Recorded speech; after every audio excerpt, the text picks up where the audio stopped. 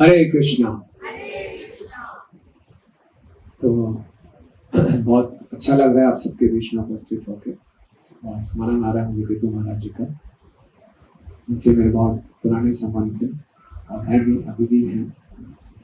और हम सब वास्तव में बहुत सौभाग्यशाली हैं कि प्रभुपाद जी के सुंदर परिवार में हमें सम्मिलित होने का अवसर प्राप्त हुआ है। कितने भक्तों को लगता है हमारा बहुत बड़ा सौभाग्य है। हरि बोल। तो वास्तव में अगर हम प्रभुपाद जी के परिवार में ना होते पता नहीं कहाँ होते, इसमें क्या क्या उल्टी सीधी हरकतें कर रहे होते, क्या क्या हमारा जीवन कितना नारकीय होता।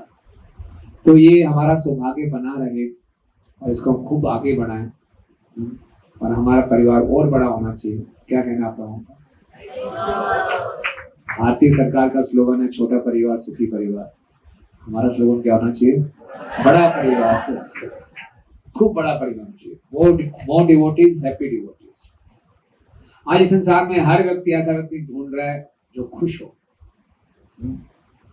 जो सरल हो, मधुर हो और जो शुद्ध हो। Everyone is looking for some simplicity, some purity. कहीं नहीं मिलती। और हम जब भक्तों के बीच में आते हैं तो भक्तों का संग की तुलना एक रेगिस्तान में ओएसिस की तरह की गई। ओएसिस जानते हैं, मरुभूमि। पूरे रेगिस्तान में सूखा ही सूखा है, लेकिन भक्तों में संग में कुछ राहत मिलती है, कुछ पानी मिलता है, प्यास बुझती है। कितने लोगों को ऐसे भक्तों का अनुभव है? जो खुशी यहाँ मिलती है कहीं नहीं मिल सकती। चाहे पूरी रूप से देखिए आप सब कितने तंग बैठे हैं और फिर भी कितना आनंद है। अभी 100 लोग और आज वो भी एडजस्ट हो जाए।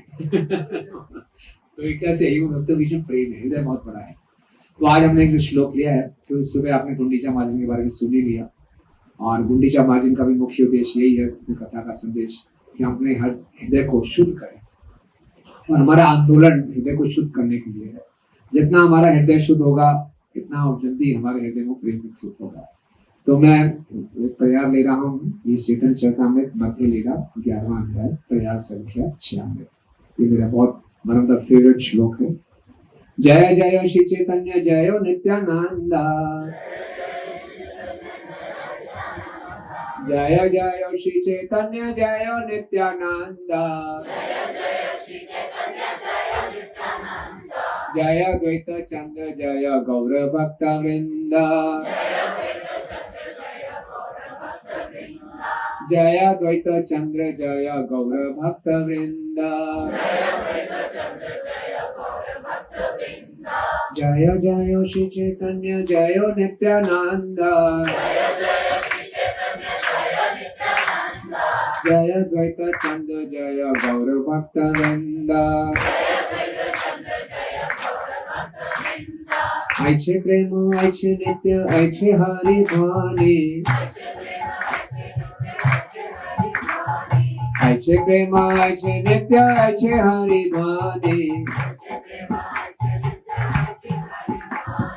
कहाँ नहीं देखी अच्छे कहाँ नहीं सुने, कहाँ नहीं देखी अच्छे कहाँ नहीं सुने,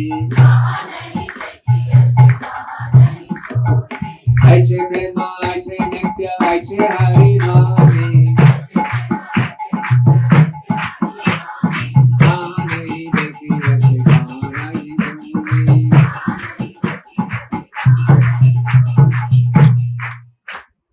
ऐचे प्रेम ऐचे नित्य ऐचे हरि भानी, ऐचे प्रेम ऐचे नित्य ऐचे हरि भानी,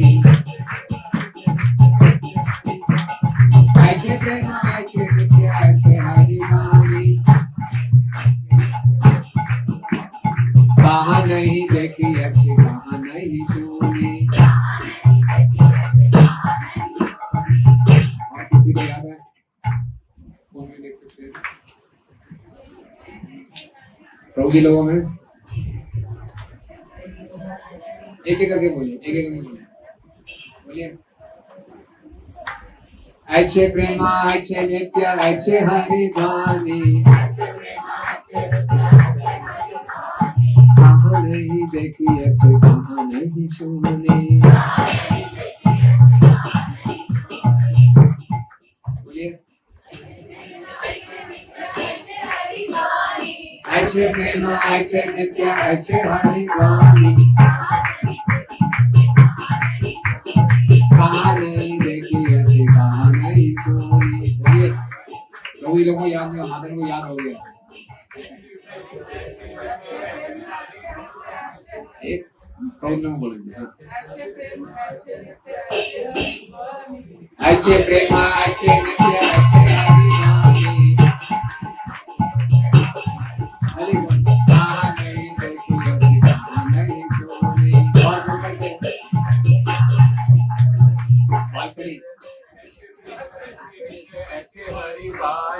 ऐसे प्रेम ऐसे नित्य ऐसे हरि वाणी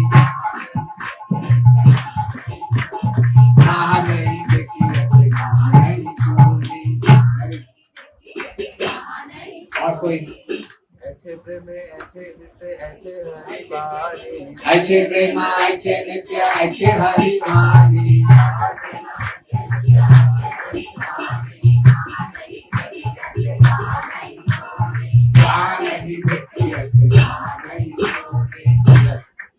बहुत मधुर प्यार है, सबको याद होनी चाहिए। और ये हमारे जो हमारा जो ग्रुप है, हमारा भक्तों का संघ है, उसका एक विषय होना चाहिए। क्या कोई भी व्यक्ति देखे हम सब भक्तों को, उसके मुख से क्या निकलना चाहिए? ऐसे प्रेम ऐसे नित्य ऐसे हरि वाणी कहाँ नहीं देखी ऐसी कहाँ नहीं सुनी। तो प्रसंग आता है कि जब चैतन्य महाप्रभु दक्षिण भारत में वापस आ जाते हैं तो समाचार पहुंच जाता है नवद्वीप में कि महाप्रभु वापस आ गए दक्षिण भारत से जगन्नाथपुरी में। और बंगाल से 200 भक्त शिवानंद सेन लेकर आए उड़ीसा में जगन्नाथपुरी में।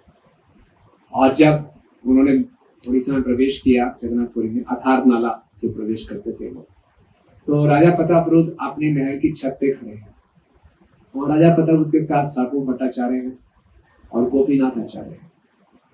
और जब राजा प्रतापरुद्र ने देखा कि ऐसे भक्त आ रहे हैं, हर एक के शरीर से शत सूर्यों का सैकड़ों सूर्यों का तेज निकल हर एक भक्त के शरीर से, और स्वरूप दामोदर और गोविंद जाके सबके माथे पे तिलक लगा रहे हैं, उनको हाथ डाल रहे हैं। तो राजा प्रतापरुद्र बहुत हैरान हो गए, तो ये कौन है? तो साधु भट्टाचार्य को भी नहीं मालूम था, लेकिन गोपीनाथ आचार्य पहले नवद्वीप में रहते थे। बोले अद्वैताचार्य जी, वो कौन है? वो श्रीवास ठाकुर है। वो कौन है? वो बक्रेश्वर पंडित है। ये कौन है? हरिदास ठाकुर है। सबके बारे में बता रहे थे। और ये वो सारे श्री वैष्णव बता रहे थे, ये कुलिया ग्राम से है, ये चट ग्राम से है, ये वहां से है, सबके बारे में बता रहे थे। तो राजा बहुत प्रसन्न हो गए और जब देखा कि सब गले मिल रहे हैं और सब नृत्य कर रहे हैं, सबकी हरिध्वनि है, तो राजा के मुख से वचन निकल गया, ऐसे प्रेम ऐसे नित्य ऐसे हरिध्वनि कहाँ नहीं देखी ऐसे कहाँ नहीं सुनी। अनुवाद और तात्पर्य श्री प्रभुपाद जी के द्वारा श्री प्रभुपाद जी कहते हैं, श्री प्रभुपाद की मेरे पीछे अनुवाद हो रही है। मैंने ना तो कभी ऐसा प्रेम भाव देखा है, ना भगवान के नाम का इस तरह कीर्तन होते सुना है, ना ही संकीर्तन के समय इस प्रकार का नृत्य होते देखा है। ऐसा होना चाहिए। राजा हैरान हो गया, क्या बात है, क्या बात है, भक्तों में ऐसा प्रेम, वाह बाबा क्या बात है, ऐसे प्रेम ऐसे नृत्य, हो क्या नाच रहे हो, ऐसे प्रेम ऐसे नृत्य ऐसे हरिध्वनि, और क्या हरिध्वनि निकल रही है, कहाँ नहीं देखी अच्छे कहाँ नहीं अच्छे। तात्पर्य प्रभुपाद जी लिखते हैं, चूंकि जगन्नाथपुरी में भगवान जगन्नाथ का मंदिर स्थित है, इसलिए संसार के सभी भागों से अनेक भक्त भगवान की महिमा प्रकट करने के लिए संकीर्तन करने वहां आते थे। ऐसा नहीं कि राजा प्रतापरुद्र पहली बार ही देख रहा संकीर्तन। इस संसार में लोग पहली बार देखते हैं कोई कीर्तन तो बड़े हैरान हो जाते हैं। पहली बार कोई इस्कॉन मंदिर में आते हैं, भले मंदिर में लोग नाचते भी हैं, अच्छा ऐसा कुछ प्रेम दिखाई देता है। जो पहली बार मंदिर में आता है उसको ऐसे ही लगता है, क्या बात है, ऐसे प्रेम ऐसे नृत्य ऐसे हरिध्वनि। तो राजा प्रतापरुद्र ने बहुत देखे थे, लोग आते थे संकीर्तन करते थे, लेकिन ऐसा उसको दिखाई नहीं दिया था। महाराज प्रतापरुद्र ने इन भक्तों को देखा और सुना तो था, किंतु यहाँ पर वे स्वीकार करते हैं कि महाप्रभु के पार्षदों के द्वारा किए जाने वाला कीर्तन अद्वितीय था।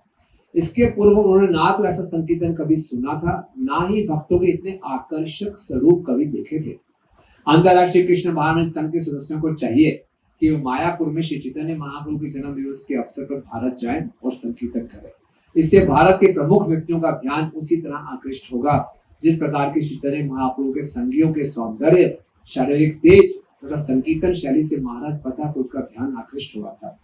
जब श्री चैतन्य महाप्रभु इस ग्रह पर विद्यमान थे तब उनके संगियों की संख्या अनगिनत थी, किंतु जो भी शुद्ध जीवन बिताता है और श्री चैतन्य महाप्रभु विषय में निष्ठा रखता है उसे महाप्रभु का नित्य सिद्ध संगी समझना चाहिए। कितनी सुंदर बात है, बहुत विशेष श्लोक है। जब राजा प्रताप ने ये श्लोक बोला, प्रयाग बोली, तो साधु भट्टाचार्य ने आगे बहुत अच्छा जवाब दिया। आप पीछे बोलिए। भट्टाचार्य कहे ए मधुर वचना, चैतन्य सृष्टि ए प्रेम संकीर्तना। राजा भट्टाचार्य कहे ए मधुर वचन, आपके वचन बहुत मधुर हैं। चैतन्य सृष्टि ए प्रेम संकीर्तन, ये कोई साधारण संकीर्तन नहीं है। चैतन्य महाप्रभु की सृष्टि है ये प्रेम संकीर्तन है। तो हमने जो भजन गाया नरोत्तम दास ठाकुर जी का, गौरांग बलिते हमें पुलक शरीरा, ये एक लालसामयी प्रार्थना है नरोत्तम दास ठाकुर जी की, और हम सबकी यही प्रार्थना होनी चाहिए। गौरांग का नाम लेते ही हमारे आंखों से आंसू बहना शुरू हो जाए, हरी हरी बलिते नयन बगेगा, शरीर पुलकित हो जाए। लेकिन कब होगा? जब नित्यानंद प्रभु कृपा से हमारा हृदय शुद्ध हो जाए। नित्यानंद प्रभु कृपा कब मिलेगी? जब हमारा भक्तों से प्रेम में संबंध होगा। तो ये जो संकीर्तन आंदोलन है, प्रेम संकीर्तन है, इसमें तभी शक्ति आएगी जब भक्तों में वापस में प्रेम होगा।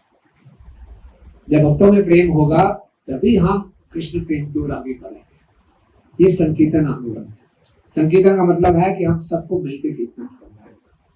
बहु भी मिलित्वा कीर्तयति संकीर्तन, सब लोग मिलके जब कीर्तन करते हैं, हरे कृष्णा कृष्णा कृष्णा हरे हरे, हरे राम राम राम हरे हरे।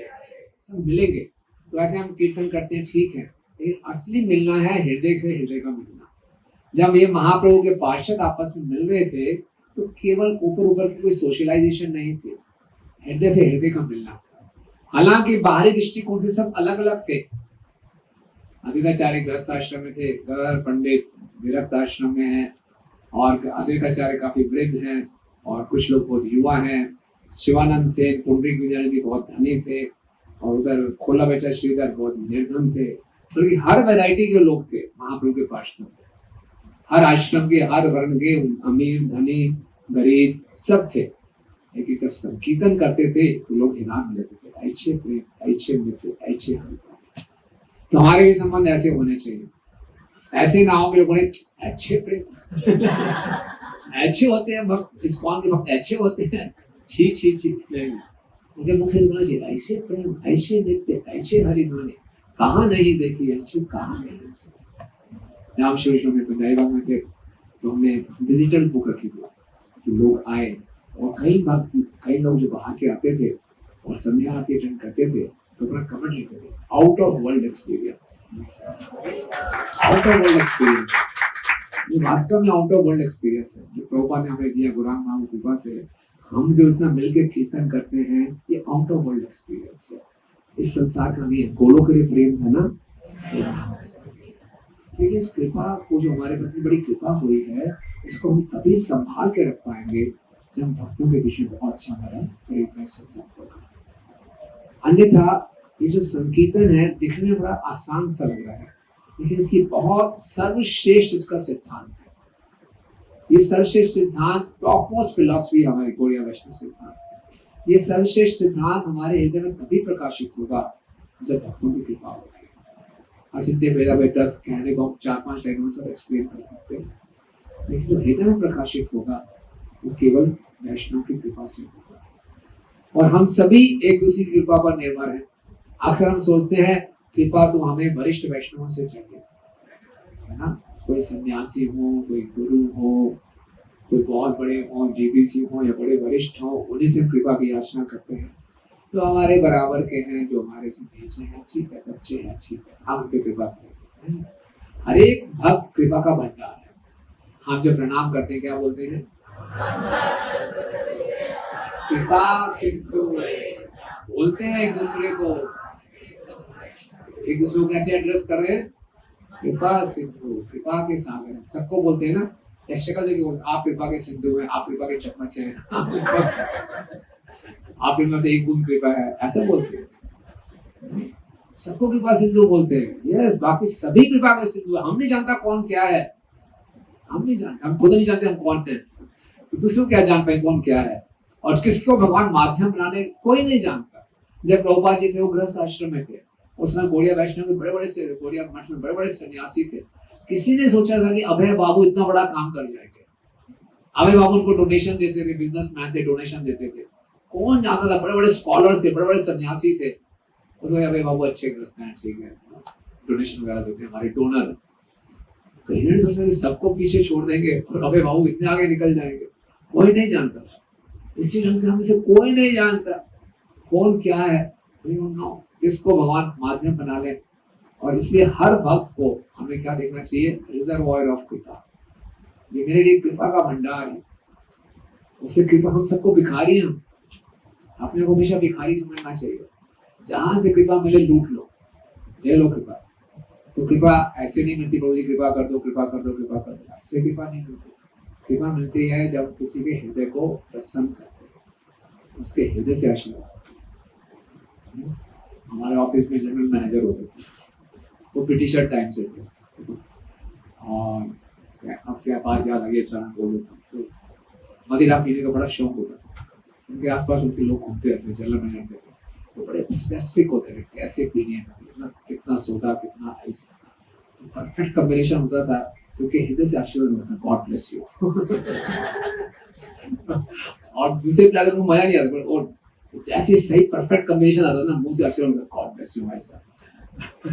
तो इसी ढंग से भक्तों को ऐसा नहीं करना पड़ेगा, लेकिन भक्तों के हृदय को छूना पड़ेगा, भक्तों के हृदय को प्रसन्न करना पड़ेगा, गुरु के हृदय को प्रसन्न करना पड़ेगा, तो आशीर्वाद अपने आप निकलेगा। हमारा पूरा जीवन आशीर्वादों पर निर्भर है, ब्लेसिंग्स पर निर्भर है।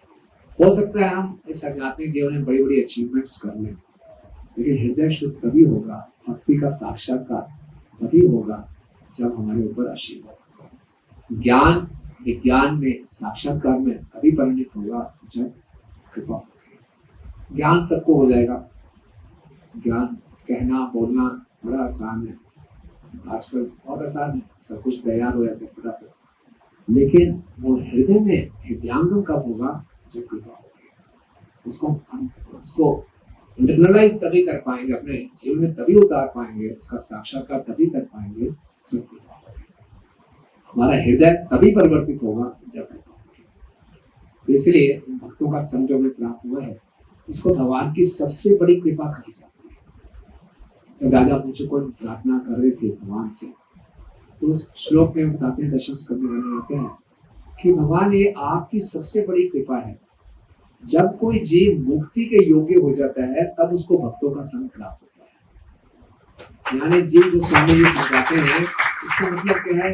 मैं मुक्ति के योग्य होऊंगा तो भक्तों का संग मिलेगा? नहीं, इसका मतलब ये है कि जब भगवान किसी जीव के लिए निर्धारित कर लेते हैं, अब इसका मैंने भौतिक जीवन खत्म कर देना है, तो उसको भक्तों का संग।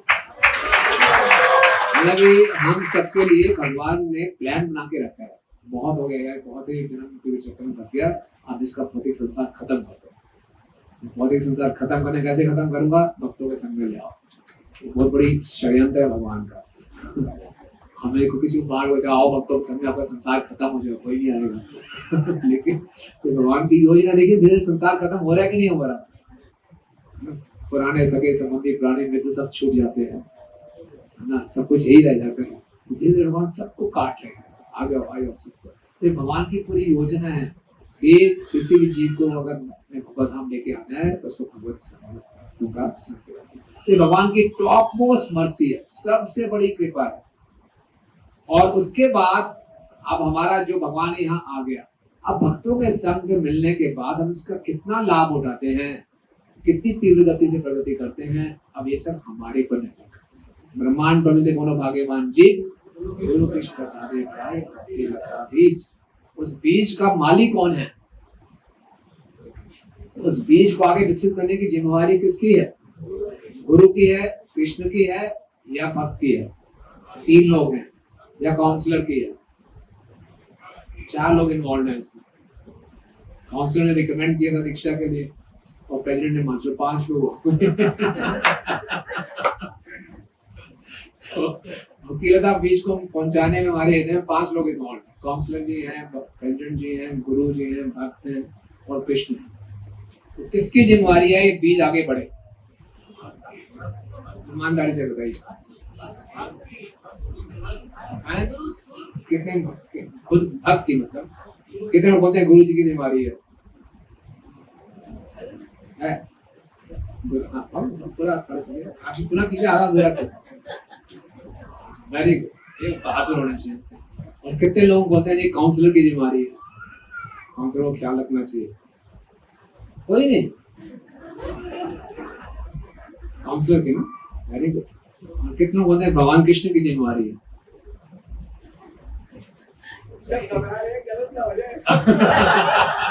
अच्छा, कोई नेगेटिव मार्किंग नहीं, प्रसाद सबको मिलेगा। प्रेसिडेंट तो एक बार राधा गोविंद महाराज जाते थे ना, उनका शास्त्र ठीक अपने गांव में कथा करने जाते थे। तो सप्ताह करने के बाद उन्होंने दीक्षा समारोह किया, एक व्यक्ति को दीक्षा भी दे दी। तो अगले साल फिर हो गए दीक्षा देना सप्ताह करने, तो वो भक्त दिखाई देगा जिसको दीक्षा देती है।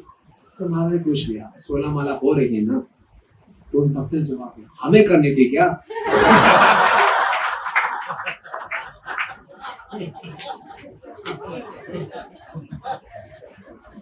तो ये गलतफहमी हो जाती है कई बार। दीक्षा भी होगी, उसको लगा हम गुरु जी माला करेंगे, गुरु जी की जिम्मेदारी। तो माली हम खुद हैं, इस बीज को विकसित करने की पूरी जिम्मेवारी मेरी है। कृपा से बच्चों का संग मिल गया, हम कृपा से आ गए, गुरु भी प्रमाणिक मिल गए, सब कुछ काउंसलर ने भी हेल्प कर दी, प्रेसिडेंट ने भी कर दिया, सबने कर दिया, चलो ठीक है। लेकिन अब जिम्मेवारी मेरी है, अब कोई बहाना नहीं चलेगा। प्रभु जी मैं भगवत धाम पहुंच जाता, इन्होंने तंग कर दिया इसलिए मैं रुक गया। मेरी बहुत बढ़िया भक्ति चल रही थी, घर में सासी माँ से झगड़ा हो गया थोड़ा सा, बहुत बढ़िया चला था, उस भक्त ने मेरे साथ अच्छा व्यवहार नहीं किया, इसलिए माला ठीक नहीं हुई। ये कुछ नहीं चलेगा, वो जिम्मेवारी ये है। तो इसका अच्छा, अब जो जिम्मेवारी है मेरी, तो क्या आपको क्या लगता है मैं अपनी केवल अपनी अच्छी साधना करके इसको भक्ति लता बीज को भगवत धाम तक ले जाऊंगा? क्या चाहिए? कृपा चाहिए। यस, कृपा चाहिए। लेकिन कृपा फ्री में नहीं मिलती, कृपा उसी को मिलेगा जो अच्छी साधना करेगा, अच्छी सेवा करेगा, अच्छे संबंध रखेगा। तो इसलिए इस कृपा को आकर्षित करना है। तो सबसे बड़ी कृपा मिल गई भक्तों का संग।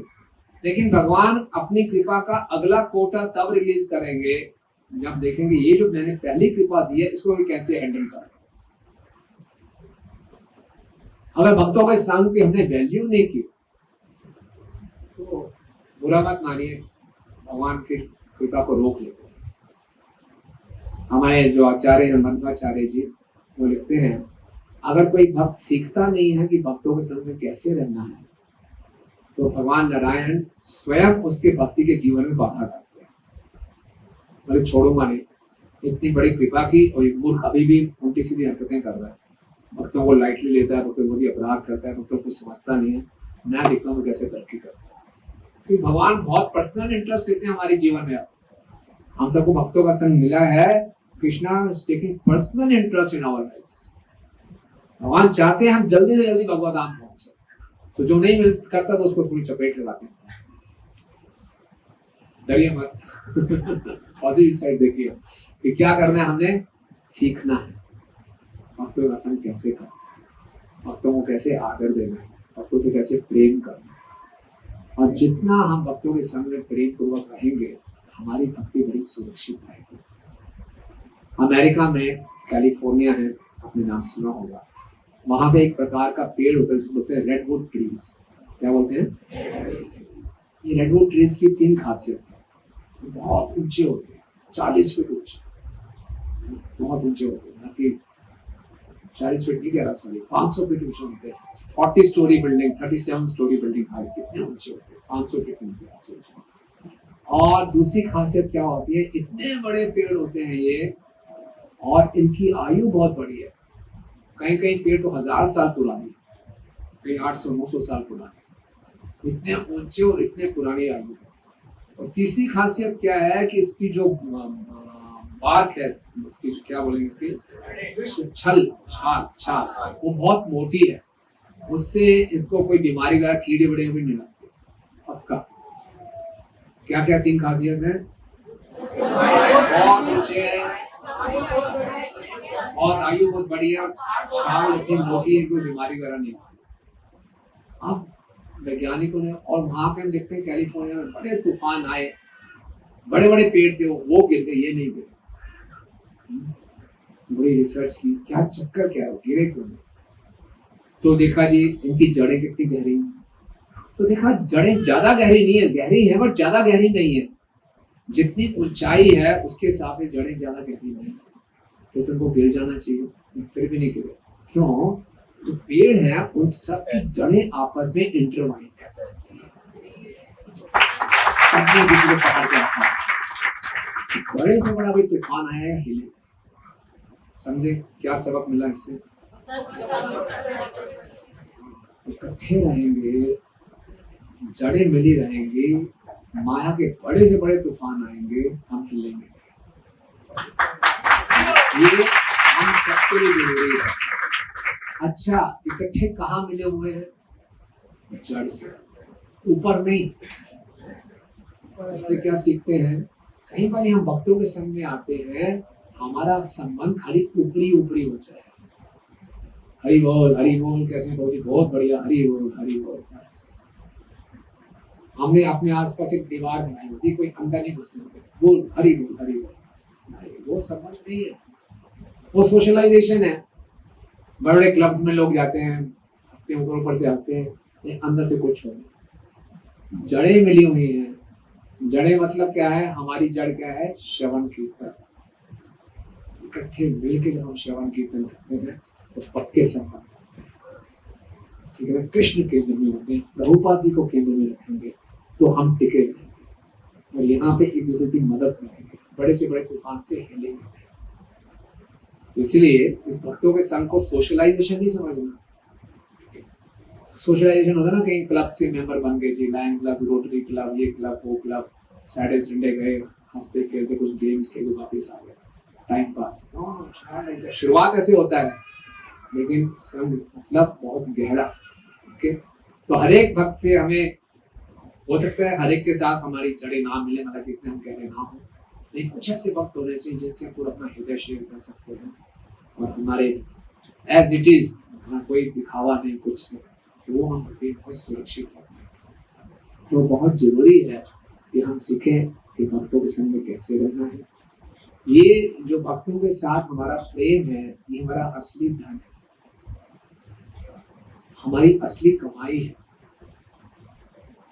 हो सकता है कि हमें इस संस्था में कोई बहुत बड़ी पोस्ट ना मिले, हमारे ज्यादा फॉलोअर्स ना हो, हम बहुत बड़े यूट्यूबर ना हो सकता है ऐसा, लेकिन ये कोई क्वालिफिकेशंस नहीं है प्रेम प्राप्त करने के। आजकल इस जमाने में हम लोग इन चीजों से बहुत आकर्षित हो जाते हैं। इस संस्था में, इस सोशल मीडिया में मेरी कितनी प्रेजेंस है, कितने फॉलोअर्स हैं, क्या पोस्ट है, क्या वो है, ये सब अगर इंसिडेंटली प्राप्त हो रहे हैं तो हो गए, कोई बात नहीं, लेकिन इस पे हमारी भक्ति निर्भर नहीं है। तो इन चीजों में हमें आकर्षित नहीं होना, इन चीजों में स्पर्धा विकसित नहीं करनी, ये द्वेष का कारण बनते हैं। मिल गए, अगर ऐसी आवश्यकता है सेवा करी तो ठीक है, नहीं है तो कोई बात नहीं, सेवा की भावना मुख्य बात है। जैसे हनुमान जी थे, हनुमान जी महाभारत में हनुमान जी ने क्या रोल प्ले किया? कपिल, अर्जुन के ध्वज पर उनकी क्या सेवा थी वहां पे? वॉचिंग एंड शाउटिंग, जोर जोर से गरजते हुए कि कौरवों की सेना उनका ढिला ढहल जाता था। उन्होंने भगवान से कहा होता, प्रभु 18 दिन का एक दिन में खत्म करता हूँ। ट्रैक रिकॉर्ड देखिए रामायण में क्या क्या नहीं किया। मैं अकेला काफी हूँ, आप लीजिए मुझे, अर्जुन इनको रिलैक्स करने दीजिए, आप बैठिए यहाँ पे, मैं अभी खत्म करके आता हूँ। बोल देते हो आप देखिए ना रामायण मैंने क्या क्या किया, आप दीजिए मुझे मौका दीजिए। कृष्ण ने बोला नहीं, इस बार अर्जुन को हीरो बनाना है मुझे, आप चुपचाप बैठिए। ये बोले तो पॉलिटिक्स है प्रभु, इतना मैं कैलिबर, मेरे को देखो, मेरा कैलिबर देखो, सेवा देखो, क्या कर रहे हो आप। मैं बड़ा सफोकेटेड महसूस कर रहा हूँ, मैं कुछ भी कर सकता हूँ, आप मुझे झंडे पे बैठा दिया क्या झंडे पे बैठा दिया मुझे, मैं आप मौका तो दो मुझे, मैं अभी देखता हूँ कर देता काम। लेकिन जो सेवा मिली उससे भी कोई ये नहीं कि अर्जुन से जैसे ठीक है, अर्जुन एक भक्त है, उसकी क्या सहायता होगी चलाऊंगा, कोई दिक्कत नहीं। इस प्रकार हमारा सर्विस एटीट्यूड होना चाहिए। जब हनुमान जी लंका में पहुंचे, सीता मैया से मिले, तो बिल्ली जितने छोटे थे और राम की कथा सुनाई, फिर बोले सीता मैया बैठो मेरे कंधे पे, मैं भी ले सकता हूँ। तुम ले जाओगे, क्या बात कर रहे हो। हनुमान जी इतना बड़ा रूप दिखा दिया। इसलिए मैं बोला हनुमान तुम्हारा साइज क्या है, छोटे हो कि बड़े हो। हनुमान जी बोला सेवा पर निर्भर करता है, जैसे सेवा वैसा साइज। ऐसे है तो हमने बस सेवा करनी है, भक्तों की सेवा करनी है, आगे पीछे मिडल जहां खिला दो खेल लेंगे। मुख्य बात क्या है कि गुरु और कृष्ण प्रसन्न होने चाहिए, आज प्रसन्न होने चाहिए। परम पूजनीय रोमापाद स्वामी महाराज का एक लेक्चर सुन रहा था। रोमापाद स्वामी महाराज कहते हैं जब मैं इस्कॉन में आया तो मुझे बोला कृष्ण ही जीवन के लक्ष्य है, कृष्ण प्रेम प्राप्त करना। कोई बात नहीं, एक व्यक्ति है, कृष्ण पकड़ लूंगा उसको, पीछे पड़ जाऊंगा उसके, मिल जाएगा। कब कब नहीं, क्यों नहीं देगा, पीछे पड़ जाऊंगा किसी चीज में, मिल जाएगा। फिर धीरे मान कर नहीं, ऐसे नहीं मिलता, यस्य प्रसादा भगवत प्रसाद, गुरु जी को पकड़, कोई बात नहीं, उनको पकड़, ये है गुरु जी को पकड़ लूंगा, इसे प्रसन्न कर दूंगा। ऐसे कि जो होगा, आप अचीवर मोड में होते हैं ना कि करके दिखाना है, तो ठीक है जी, गुरु जी को प्रसन्न कर लेंगे, इसमें क्या नहीं। गुरु जी का प्रसन्न होंगे जब सभी वैष्णव प्रसन्न, ये थोड़ा मुश्किल है। ऐसे नहीं। रघुनाथ दास गोस्वामी जब नित्यानंद प्रभु से मिले तो वो बोला कि यस अकेले अकेले चोरी कर रहे हो, सीधा महाप्रभु के पास जाओ, ऐसे कैसे, उनके चरणों में पड़े। लेकिन केवल नित्यानंद प्रभु ने कृपा दे दी, फिर बोला कि सभी वैष्णव हैं, इनको भी प्रसन्न करो, सभी वैष्णव की सेवा करो। इसलिए ये हमें सीखना है, ये जानना है, बिना भक्तों की कृपा के हम आगे नहीं कर सकते। और सभी भक्तों की हम लोग बाहरी रूप से देखते हैं कि ये ऐसे हैं, ये वैसे हैं, उनके पास कोई पोस्ट है, इनके बहुत फॉलोअर्स हैं, इनके कोई शिष्य है, इनके पास चलते हैं, ऐसे नहीं। हर भक्त हमारे लिए बहुत वैल्यूएबल है और हर भक्त से हमें प्रेम करने का प्रयास करना चाहिए। प्रेम नहीं हो पा रहा तो कम से कम सहयोग करें। कॉपरेशन तो मिनिमम है, ये हम लोगों के लिए कई बार कॉपरेशन मैक्सिमम हो जाता है और इसके बाद कुछ नहीं हो पाएगा। कॉपरेशन तो मिनिमम, सहयोग तो करना ही चाहिए। और कुछ भक्तों के साथ हमारा बहुत प्रेम में संबंध होना चाहिए, तो फिर हम भक्ति में बहुत स्थिर हैं। और फिर जो हमारा संकीर्तन होगा ये होगा ऐचे प्रेम ऐचे नित्य ऐचे हरि भानी, ऐचे प्रेम ऐचे नित्य ऐचे हरि भानी, कहाँ नहीं देखी ऐसे कहाँ नहीं सुनी, कहाँ नहीं देखी ऐसे कहाँ नहीं सुनी। जिस प्रकार राजा प्रताप को गोपीनाथाचार्य कह रहे थे, ये कुलिया ग्राम से है, ये नवद्वीप से है, ये कहाँ से है, और कौन सी जगह रघुनंदन कहाँ से थे, नहीं रघुनंदन कहाँ से थे, रघुनंदन ठाकुर, नरहरि सरकार और रघुनंदन ठाकुर बांग्लादेश में है ना,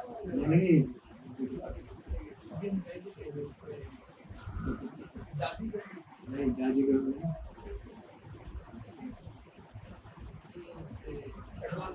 हाँ जो रस्सी लेके आते थे हमेशा जगन्नाथ जी की, कौन सी जगह है, तो सब अलग अलग जगह से आप आए ना, सब आए। इसी प्रकार से कुलिन ग्राम के निवासी हैं, खंडवास, खंड श्रीखंड के निवासी मुकुंदास, नरहरि, श्री रघुनंदन, चिरंजीव, सुलोचन। ना मैं आपको कितने नाम गिनाऊं, और यहाँ आप जितने सारे भक्त देख रहे हैं वे सभी चैतन्य महाप्रभु के संगी हैं, और महाप्रभु ही उन्हीं के प्राण है। तो इसी प्रकार से आप लोगों में माने कुछ लोग हैदराबाद से आए और कहाँ से आए हुए, गाजियाबाद से, कहानी फरीदाबाद से, ये श्रीनगर से, गुड़गांव से, करोलबाग से, पश्चिम बिहार से, नोएडा से, रोहिणी से, नागलोई से, और सोनिया बिहार से, नयावाली से, श्रीनगर से। तो सब अलग अलग जगह से आए हैं, सब इकट्ठे हुए हैं, और सबके चेहरे से दिव्य कांति निकल रही है, और सब मिलकर जब कीर्तन करेंगे तो क्या निकलेगा लोगों के मुंह से, अच्छे प्रेम अच्छे नित्य अच्छे हरि गानी,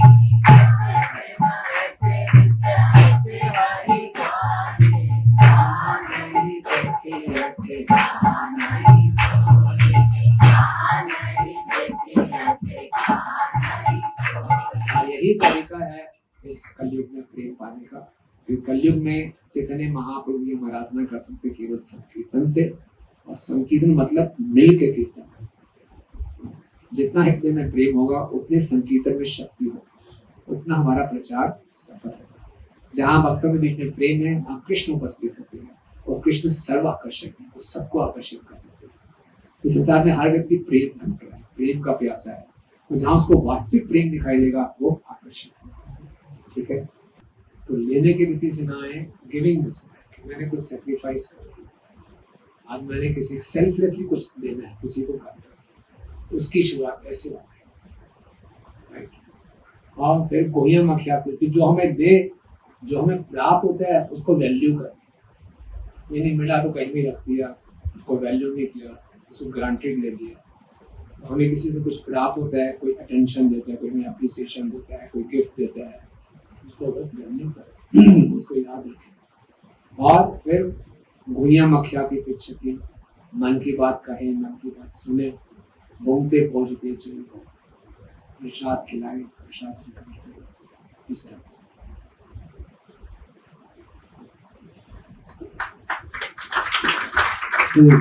और किसी का कोई प्रश्न है?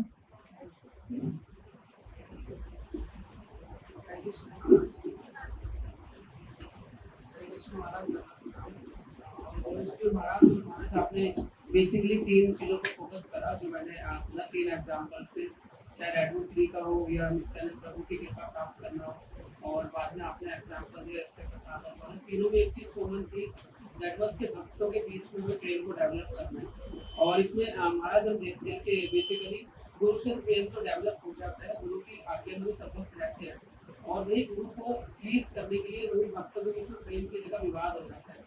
तो as a practical devotee community में हम उसको कैसे डील कर सकते हैं, बिकॉज आपने आधार बताया कि गुरु को पसंद करना है तो हमें भक्तों से ही प्रेम करना है।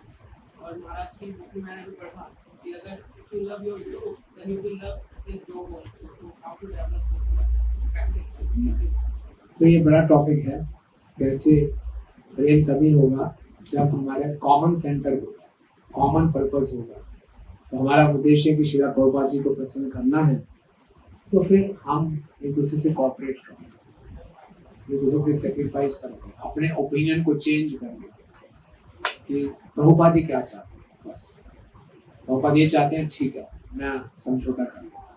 जैसे पुराने टाइम में क्या होता था, पति पत्नी होते थे, आपस में नहीं भी बन रही है तभी वो रहते थे, फिर बच्चों के भेंटते थे, एक ऊंचा उद्देश्य होता था।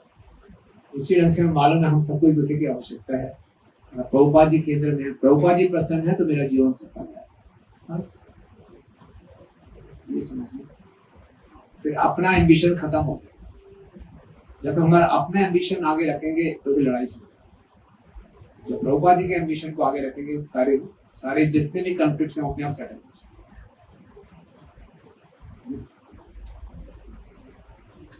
Yes.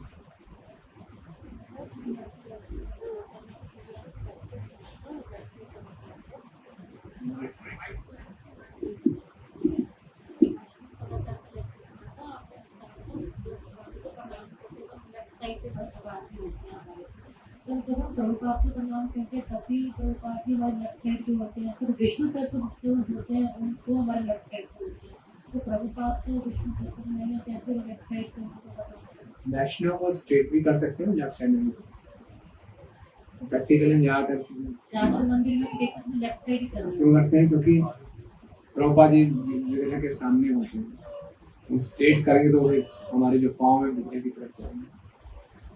मंदिर के हिसाब से देखना पड़ेगा। नॉर्मली हम फिर लेफ्ट साइड ही करते हैं, वैष्णव को नॉर्मली सामने से करते हैं।